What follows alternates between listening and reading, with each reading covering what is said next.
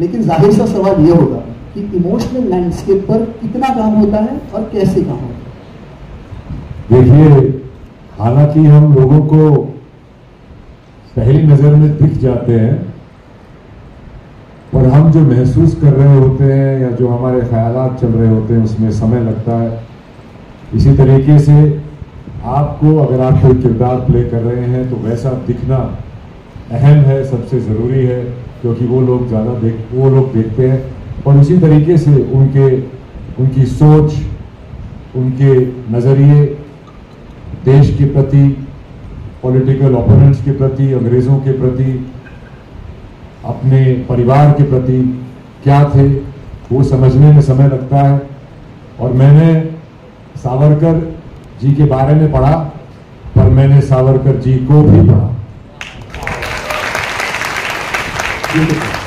बहुत बहुत complicated sentence बनाते थे। सेंटेंस खत्म होते होते सेंटेंस दोबारा पढ़ना पड़ता था। पर काश मैं ये किताबें मराठी में पढ़ पाता, क्योंकि मुझे लगता है कहीं ना कहीं जो मराठी का रुतबा है और जो मराठी में जो इमोशन है वो कहीं खो गया। पर मैंने फिर भी उनको समझने की कोशिश की और ये भी समझने की कोशिश की, जैसे कि हम सब लोग हमारे सर्कमस्टेंसेस का एक नतीजा होते हैं।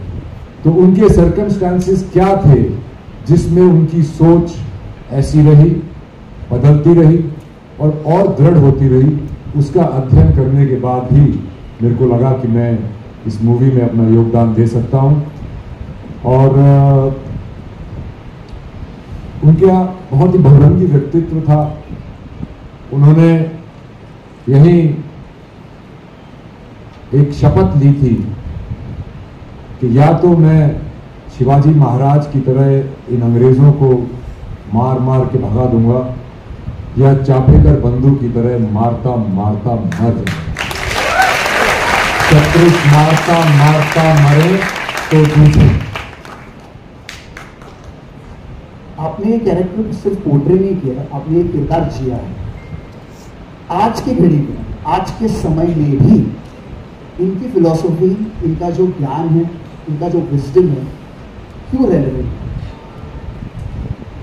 देखिए, सावरकर जी ने एक, by the way, Mohammad Ali Jinnah भी इसी कॉलेज से थे, पता है आपको? इसका भी पता होना चाहिए, सबका पता होना चाहिए। सावरकर जी की एक सोच थी जो कि उन्होंने उस वक्त बनाई थी जब देश में खिलाफत, एक कैलिफेट मूवमेंट चला था, जो कि फर्स्ट वर्ल्ड वॉर में ऑटोमन एम्पायर के जो कैलिफ थे उनको, उनकी पावर कम कर दी गई थी। तो कहीं भी पूरे मुस्लिम वर्ल्ड में किसी भी कंट्री ने उसका अपोजिशन नहीं किया। इंडिया में रायबरेली से दो भाई थे, अली ब्रदर्स, उन्होंने एक कैलिफेट मूवमेंट चलाई कि हम नॉन कोऑपरेशन करेंगे अगर कैलिफ की पावर वापस रिस्टोर नहीं कर दी गई। उस वक्त काफी सारे मुस्लिम लीडर्स को लगता था कि जब अंग्रेज आए थे तो सल्तनत थी, जब अंग्रेज जाएं तो सल्तनत हो, और वो डेमोक्रेसी के प्रोसेस में, जो कि इंडियन नेशनल कांग्रेस की मांग थी, जुड़ नहीं रहे थे। तो गांधी जी ने ये एक अपॉर्चुनिटी देखी कि कैसे मुसलमान भाइयों को कांग्रेस के साथ जोड़ा जाए। तो उन्होंने इसको कैलिफेट मूवमेंट से खिलाफत का नाम दे दिया और उसके प्रेसिडेंट बन गए। और ये सब देखते हुए जब अलग से मुस्लिम इलेक्टोरेट बनने लगी और मुस्लिम्स को एक उनकी पॉपुलेशन के प्रोपोर्शन में ज्यादा सीट्स मिलने लगी, तो सावरकर जी को लगा कि ये देश को तोड़ा जा रहा है। देश का विभाजन 1920 में ही तय हो गया था, जब खिलाफत मूवमेंट हमारा नेशनल मूवमेंट बना था। उसके विरोध में सावरकर जी ने एक पॉलिटिकल आइडियोलॉजी बनाई जिसका नाम था हिंदुत्व। लोगों ने पूछा ये हिंदू धर्म है क्या? होते नहीं, हिंदुत्व हिंदू धर्म नहीं, और ना ही, और हिंदू धर्म भी सनातन धर्म का केवल एक हिस्सा है। इसमें आर्यन है, लिंगायत है, बहुत आर्य समाजी हैं, तो बहुत से ऐसे लोग हैं। तो उन्होंने बोला, लोग कंफ्यूज हो गए, तो मतलब क्या? तो उन्होंने बोला हिंदुत्व समझने से पहले हमें यह समझना चाहिए कि हिंदू कौन है।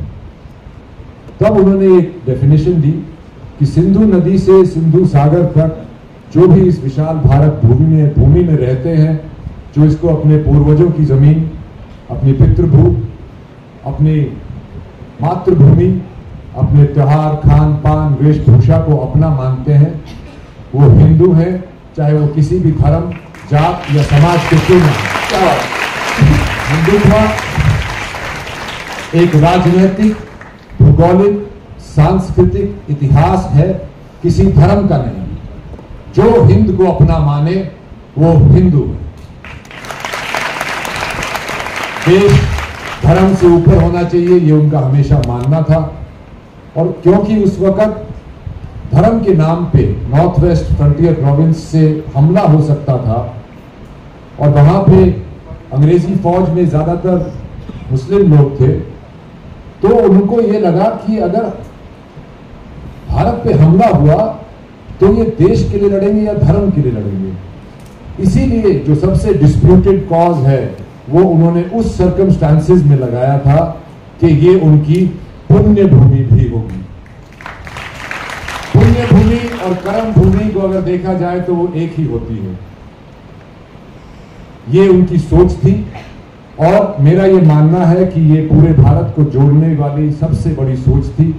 आप भी इसके बारे में पढ़ें और जानें कि सावरकर जी क्या चाहते थे देश के लिए और अभी क्या हो रहा है देश में।